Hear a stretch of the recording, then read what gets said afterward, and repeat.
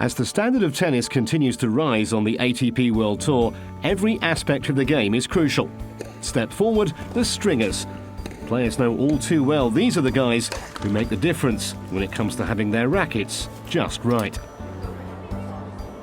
Obviously it depends from the stringer, but a very, very important thing are the stringing machines and people who are working for the company. They give us their attention, the way they want to be string, and after we do our job. So we string and string and string all the day. This is the beginning of the process. So usually the stringer starts from the center of the racket, which is the best way to start. And then he's gonna try to string all the men in the same time, just to avoid to have a different tension. When you string stronger racket, it's going to be more precise. If you string a racket with less tension, it's going to be more powerful.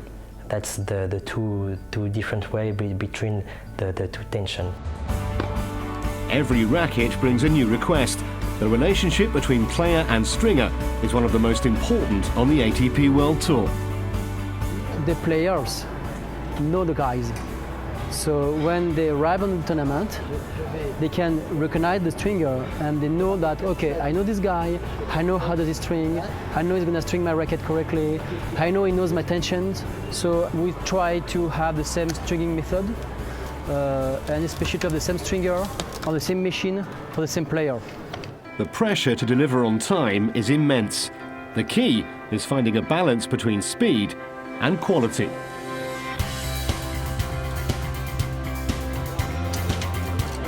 The tricky part, and this is the part when you can see a good and, not a good and bad stringer, but an efficient stringer, and I mean that part is the most complicated because you have to put the string up and down and try to do it as fast as possible.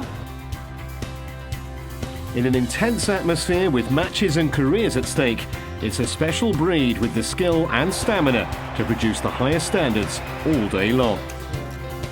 You must stay on your feet all the day, no chair, nothing, and to do the job you must have good hand, and that's it. During 10 days in a row, like 20 rackets a day, and obviously racket for top players.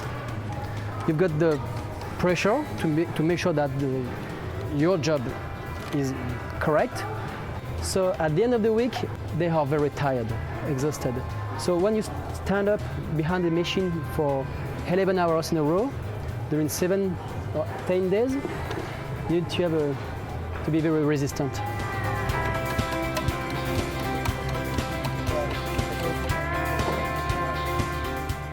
Logo, grips, and ready to play.